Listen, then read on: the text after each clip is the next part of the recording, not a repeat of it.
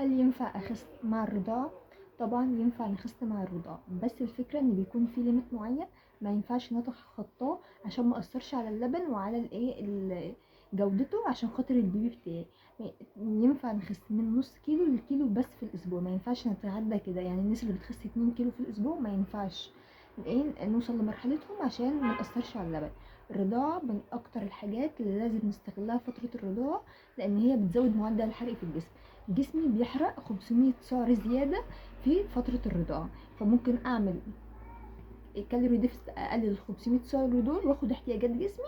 الدنيا هتكون معايا طبيعية كويسة جدا جدا جدا.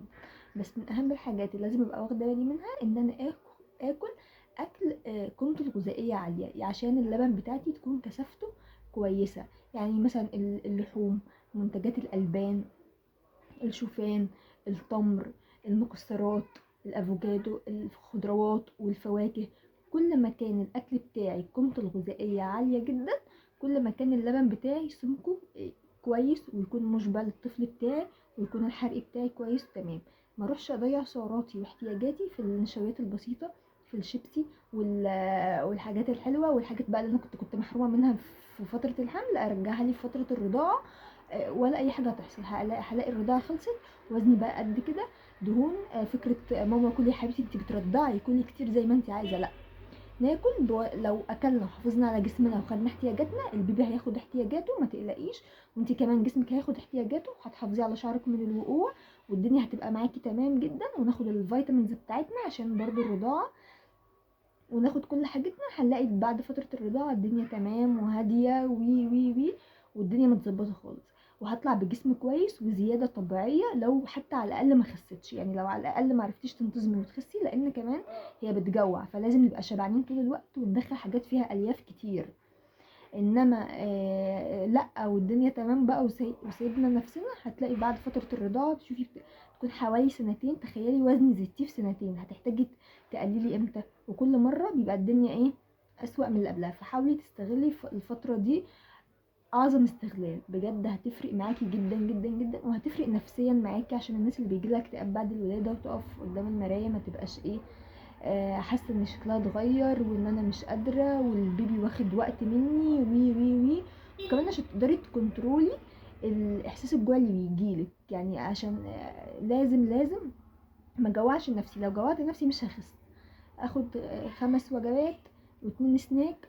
تمام. السناك اخد فيه كذا حاجه، كذا نوع سناك مع بعض، مش اللي هو مثلا فاكهه واحده او زبادي واحد او لا، كذا نوع سناك. يعني almost طبعا بيختلف من حد لحد، بس almost 2000 كالوري مثلا.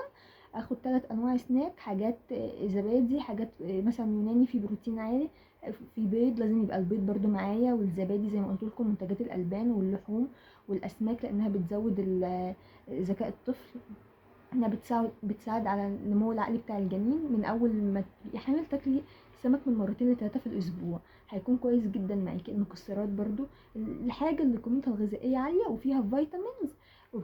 واخد معلقه سمسم كل يوم، يعني معلقه سمسم كل يوم او نص معلقه سمسم كل يوم، عشان الكالسيوم بتكون ممتازه جدا. لان احنا عارفين طبعا ان معلقه السمسم فيها 7 اضعاف الكالسيوم اللي موجود في كوبايه اللبن. فكل ما كان الاكل قيمته الغذائيه عاليه، مش بقى في الاندومي في الشيبسي في الحاجات دي، كل ما الدنيا تمام، مش تتخني وهتخسي، والدنيا هتبقى معاكي زي الفل. قعدنا قصرنا ولا وي هنطلع من فتره الولاده باكتئاب، ومن فتره الرضاعه باكتئاب، ووزن زايد، ومحتاجين وقت قد كده. يعني اللي انت تخنتيه في سنتين مش هتخسيه في شهرين، لا هتحتاجي وقت كبير. فحاولي تحافظي تطلعي باقل الخسائر، اما كنتيش تطلعي خس. انا متابعه معايا حالات كتير الحمد لله طالعه بتتابع معايا وبتخس جدا في الرضاعه، ومبسوطين جدا بالريزلت اللي هم وصلوا لها. لو عايزه تتابعي معايا ممكن اسيب لك الرقم، وما تنسيش تعملي سبسكرايب في القناه وتفعلي الجرس.